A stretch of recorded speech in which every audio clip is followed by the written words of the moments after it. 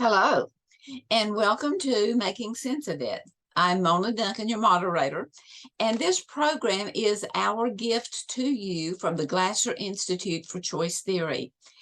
And as of yesterday, we, we're always remembering Dr. Glasser, but yesterday marked the 13th anniversary of his death, and what a void that has been.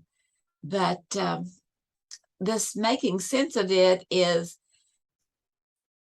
a way for you to understand more of Dr. Glasser's concepts. And it's a little 20-minute just sound bite. You get in there and it's something that you can digest and really learn more about the Glasser Institute for Choice Theory.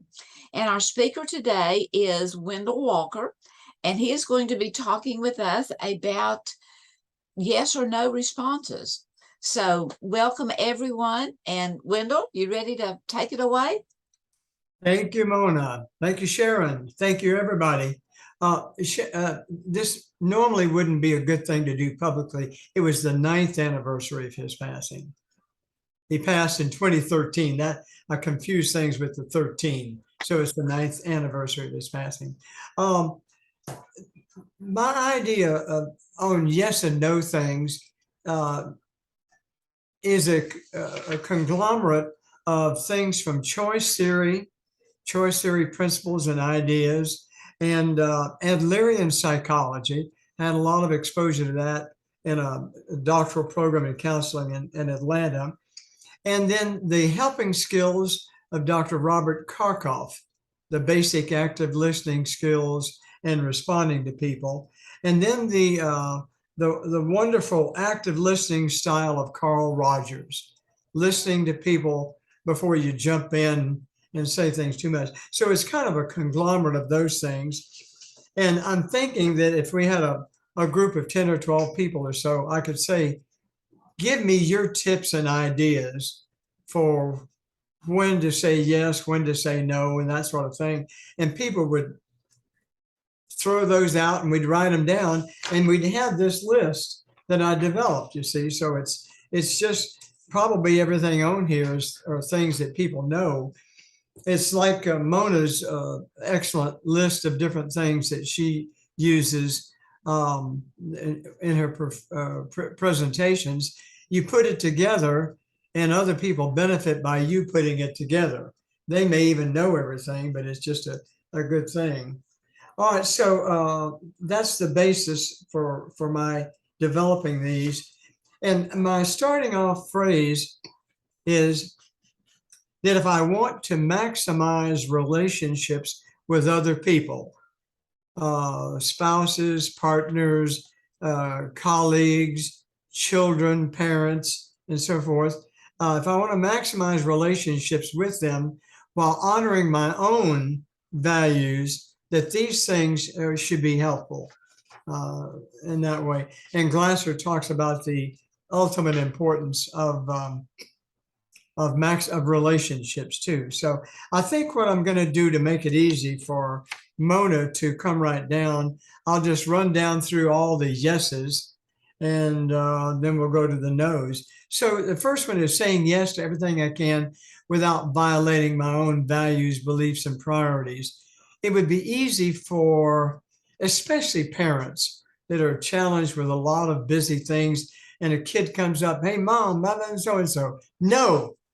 And we even, kind of the stress of the moment, and the person says no.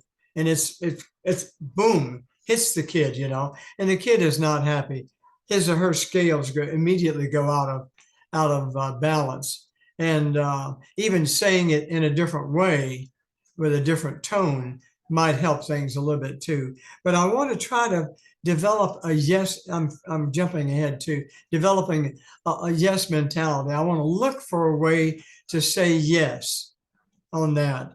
And so let me come on down to the next one.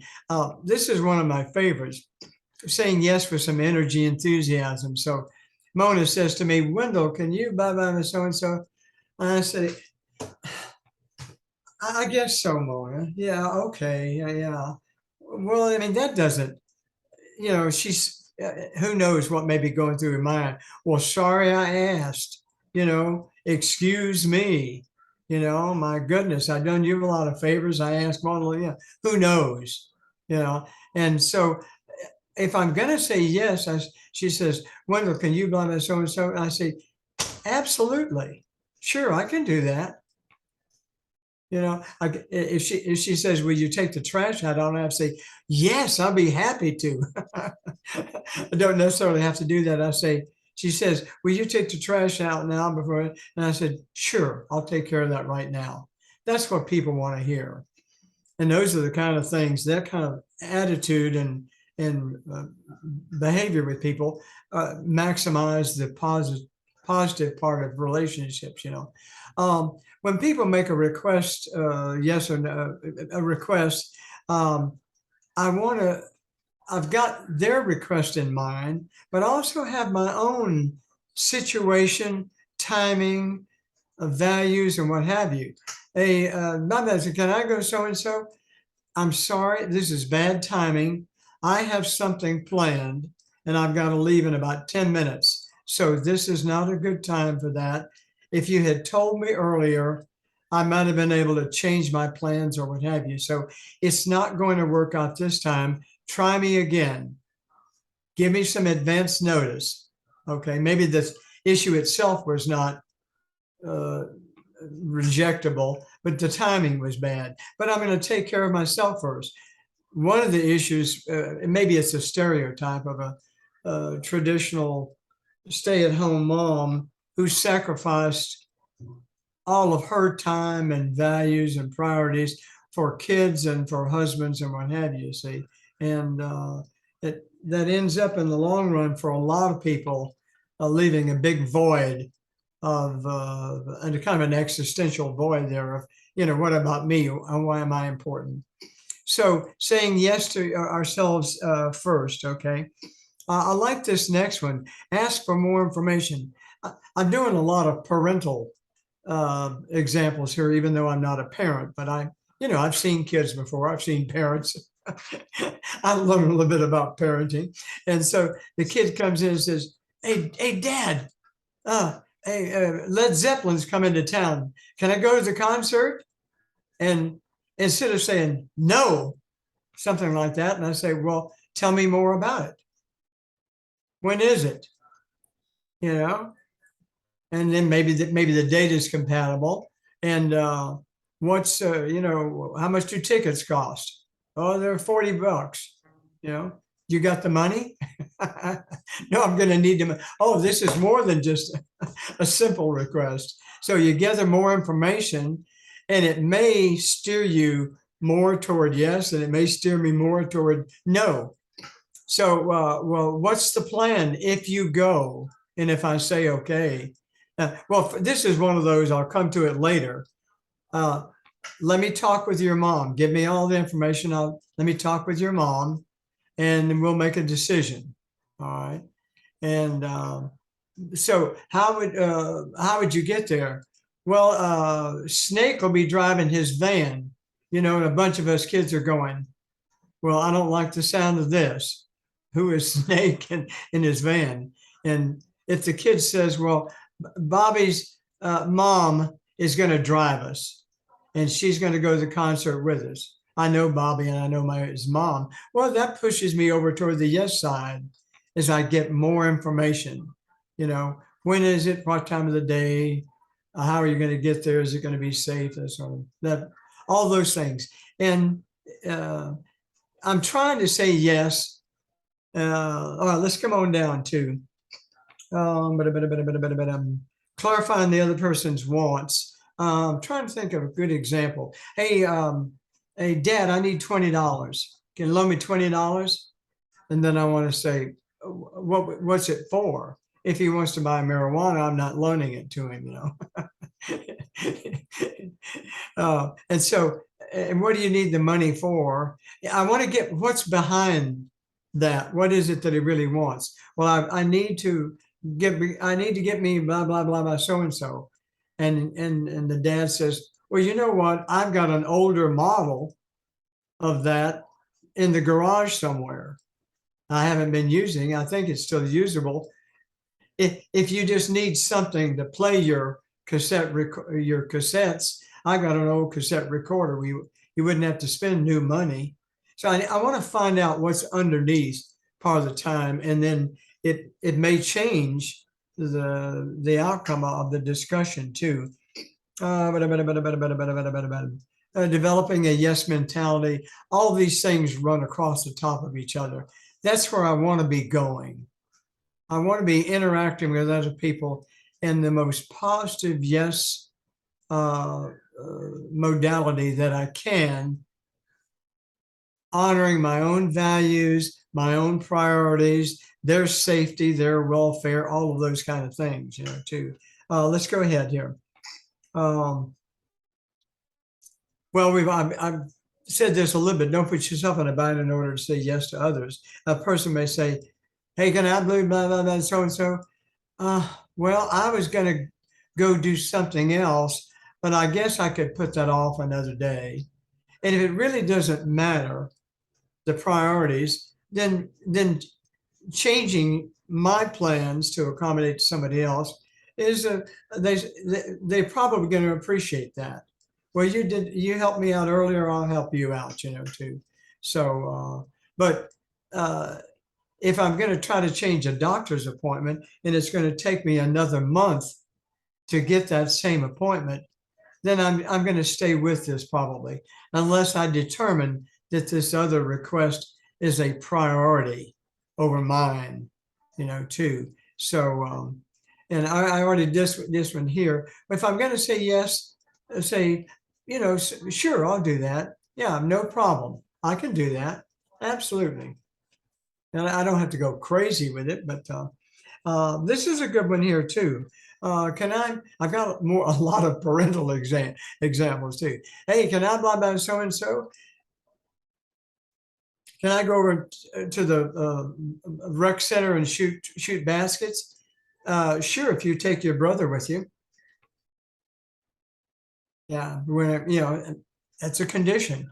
He looks up to you. You can teach him basketball. Yeah, that's what I said. Oh, okay. Well, yeah. Hey, can I do so and so? Yes, just as soon as you finish your homework. Absolutely. Absolutely, you can do that as soon as you finish your homework and come and show it to me. Certainly. Oh, okay. I mean, you negotiate these things too. Let me see what example did I come up with here. Can I do so and so? That sounds okay with me once I get more information.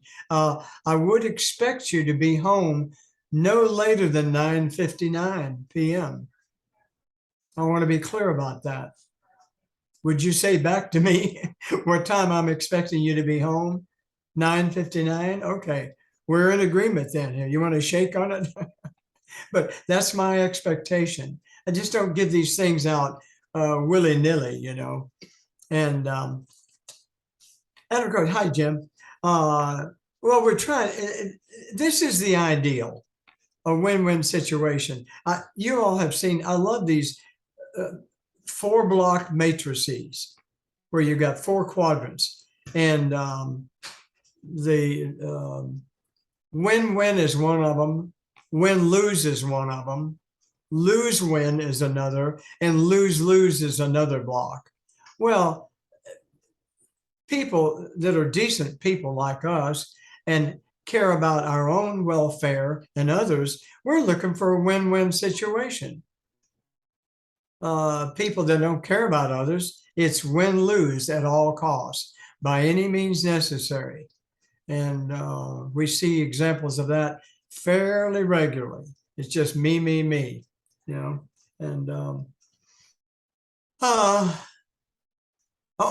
if no co-decision. I need to edit this out. I've looked at this handout 100 times, and that statement is wrong, isn't it?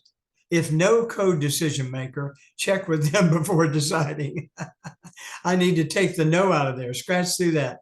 If there's a co-decision maker, like my business partner or my teammate or my tennis partner or my spouse or what have you, then I need to, just like I said before, let me check with your mom and then we'll get back to you on that.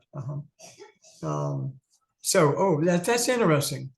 Look at the many times that I've looked at this handout, but you sort of read over the whole line without reading every single syllable or word. So that was an interesting learning piece about editing and so forth. Maybe have somebody else do editing for you. And then the final one, hey, can I have so and so? Well, we'll see. What? We'll see. This is Friday. Today's Wednesday. This is Friday. We'll see. We'll talk about it. I'll think about it tomorrow. That's no good. If I'm looking to maximize the cooperativeness of relationships, putting people off is a bummer. Now they may not want to hear no, but this other is just aggravating, especially if you just keep putting it off. Just make a decision or get more information too. All right, we're shifting down now to the no responses, and these things just keep overlapping. Wait for more information to say no. Don't say no immediately. We've covered that. Even if one of the things that I used to say to I did 30 workshops in Georgia for the Department of Corrections for prison clergy, counselors, social workers, that sort of thing. Not for guards, but the other staff, the human relations helping staff. Guards can be good human relations people if they have skills.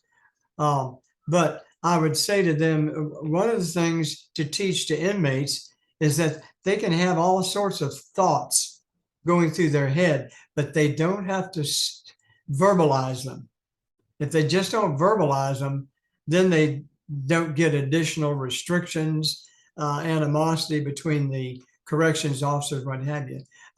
So I get a request from somebody for something, and immediately in my mind I said, no. And I even have to watch my nonverbals. Start doing my head like this and turn my brow up or what have you. I need to stay as neutral as I can be. The request comes in and I say, well, I need more information about that too, to make a good decision for both of us too. So I don't want to just immediately say no. It really helps. Now, I don't have all the time in the world sometimes. And sometimes you say, listen, I'm on the run right now, but hear me clearly. That's not a good idea at the moment. I don't have time to talk about it with you, but I don't want you going off this afternoon before I get back. So I want to be clear about that. We can talk about it some more. Maybe we can work it out for another day. I know, here it is. I know that's something you want to do.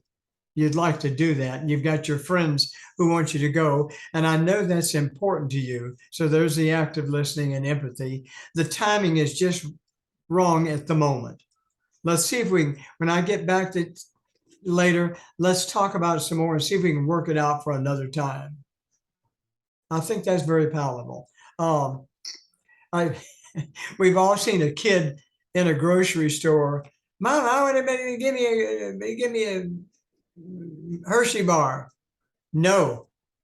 And at first it may not even be that emphatically. It'd be no. Yeah. I said no. Yeah, I want a Hershey bar. Hey, I told you no, I'm tired of this. I mean, the person goes on, and then finally, oh, okay, here, put this on my bill. So what has the kid learned? We don't have to be a PhD psychologist to understand what the kid learned. There was a sitcom. Alex, the young man does he have the actor? Oh, and Alex somebody. Yeah. Anyway, he was an older brother to a younger sister and a younger brother. His parents were quite on the liberal side, and somehow or another, he had taken up on the more conservative view. And anyway, the younger brother would be bemoaning about asking for something, getting turned down, and he would turn to him and he would school him. He'd say, Ben, my man, let me teach you how to work with parents. When they say no, most of the time they don't mean it. You just keep going at them, wear them down till they say yes. It was so funny. I think about that, and people do. So it's critical to think about the decision until I'm absolutely certain I want to say no, and just say it one time. Yeah, man, so and so. What did I tell you? Ask them. What did I tell you? What did I say? Yes or no? You said no. That's it. This is not an ongoing thing where we're going to waste your time and mine and moan and cry and stuff about it. The decision is final. So kind of figure out how you're going to handle that too. And I may, if I've got time, this is an opportunity to teach. God, all my examples here are parents and kids. An opportunity to teach the kid. I'm saying no because at the moment I don't have time to figure out all the other parts of this. I think that it's not the right thing for a 13-year-old to do. I don't think it's safe, well, that sort of thing. So I give some reason, but no, why not? Because I said so. Well, that's so irritating to all of us, so if we can give a reason, my way or the highway, supervisors, that sort of thing too. And the tricky part is that they've got the power, and even if they aren't that skilled or correct in their logic or reasoning, they do have the power. And I jeopardize myself if I don't get in there. So it's really a challenge for folks like us who have good skills to be working for, if you're working for somebody else who's not near as skilled. They're not that logical. They're not that empathic. They're not that reasonable. And so it's a challenge for us to deal with them when you're more skilled than they are, And the no because goes with the different one. Can we go Friday night by so and so? No, not this Friday. The prediction is that we got thunderstorms and lightning coming through, and I don't want you to be out at that time of the night. Another Friday, I'm sorry. It's chalk it up to the weather. Another time, that may be a reasonable request, okay? And this other one, say what you mean and mean what you say. That's a cute phrase. And just say it. And that's saying no one time and just kind of stay with it, too.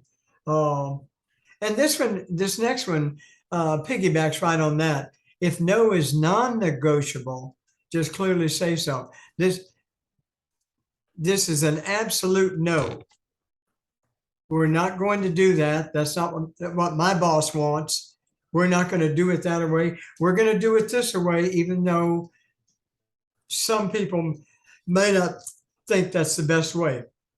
It's the way I've been told by my boss, and that's what he or she expects. And then I'm going to comply with that, and I expect you to also. So there's no going around that. And so it's no longer negotiable. I don't go on and on. Time out. I said no. Let's stop here. We can another time we can bring this up again, but not at the moment, too. Stick with my no. I can be, and this next one is it's just good human relations. Being polite and respectful. I don't have to fuss at somebody or raise my voice or insult them for even asking me in the first place. Like just I can say, no, I've decided that's a no for this week, maybe another time. Okay. And so kind of go on with even the tone of voice, the softness or what have you. This next one, stating the conditions needed for me to reconsider, would go back to some of the others. getting more information from people. Can I do this as so and so? No, you could not do that. Now, if you came back to me and told me, gave me some information that made me feel more confident and secure about this request, I would then reconsider. But under these conditions here, that's a no. So, you're a creative person. See if you can figure out see, I mean, your job is to come in and sell your ideas to me. You can't come in with some little weak stuff that you're bringing in now. You gotta develop some sales skills. And we've all seen and heard this and been on the receiving end and on the saying no. It's a nice phrase. Better to say no to somebody and they'd be disappointed than to say yes and then not, there's a word missing, and not deliver. Sharon says, Wendell, can you come over, blah, blah, blah, so such and such. And I say, yeah, I can do that. And all the time I've got other things pending. And then something comes up. And I say, oh, I may not even call her. That would be terrible. Well, Wendell's supposed to be here. I don't know where he is. She gives me a call. So that'd be doubly worse. Or I call her at the last minute and say, oh, something else came up and I can't make it. And that's disappointing too. So if I know that, you know what, Sharon, I'm not certain about that now. I don't know how long you can wait before you do something else. But at the moment, I'm uncertain that I could make that commitment. And so I don't want to put you in a bind. I used to call for tennis. I'd call up somebody and, hey, Jim, we got a tennis game. We need a fourth. Can you make it? This is in the old days when way back. And then I'd wait 4, 5, 6 hours till Jim got off work or got one on. And then he'd call me and say, well, Wendell, I'm sorry, I can't make it. Now I'm 5 or 6 hours later, still looking for a tennis partner. And I call somebody else. Well, nowadays you can send out group text, or I'll make phone calls, or you can send an email out. I'll send an email out and say, we need one for tomorrow morning at 9 o'clock. And I've sent it to 14 people. First person to get back to me is in the game, And so what was that tied to? Oh, better to say no and than to be iffy about it. And the other person may be disappointed. Well, I really wanted you to come. I appreciate that. Maybe another time. And thanks for thinking of me. I don't want to let you down or say yes. And then I'm waiting for this other thing. Now, if you haven't gotten anybody by 7 o'clock this evening, call me back and see if I know what the deal is on this other. These are just nice communication things between people. Now, the thing that Mona's put up here now, self-evaluate my response, my thinking about what I'm going to respond, and what kind of relationship do I want to have with this person? Glasser did this thing before. I never talked to him about this, but he says, if you can see me here, he did his fist like this. And it's a wonderful thing. Is what I'm doing or saying or acting or about to say or do, is it going to bring me closer to people that's important or further away? Now, I do this like this. I say, is this going to bring me closer? You see the hands opening up, or is it going away? And here you see this is kind of combative and this is collaborative, too. So what kind of relationship do I want to have? I want to have we don't always have to be the best of friends, but we want to, I'm going to be dealing with this person back and forth. So I need a cooperative thing. Well, this ties in there. Is what I'm saying and doing, helping me to get closer or further away. And is my behavior taking me in the direction of my wants and values? All right, our time is almost up, Jim. We'll be moving into the participant. Okay.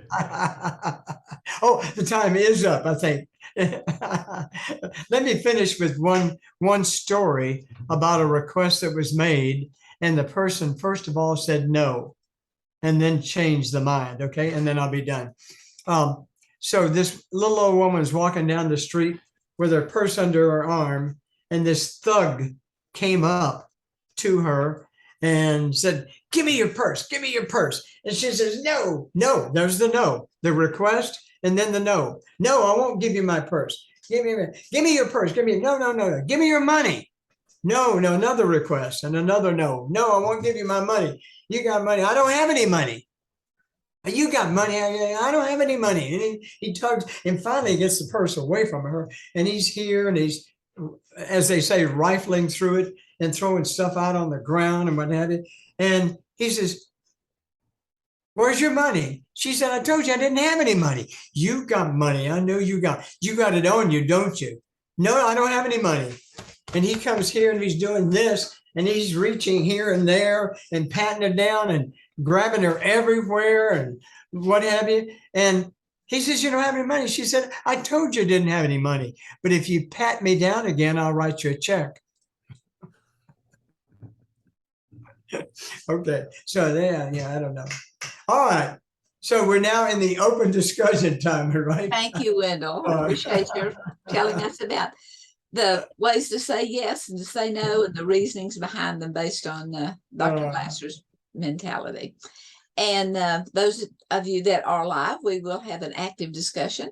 In the meantime, thank you for being here and many blessings.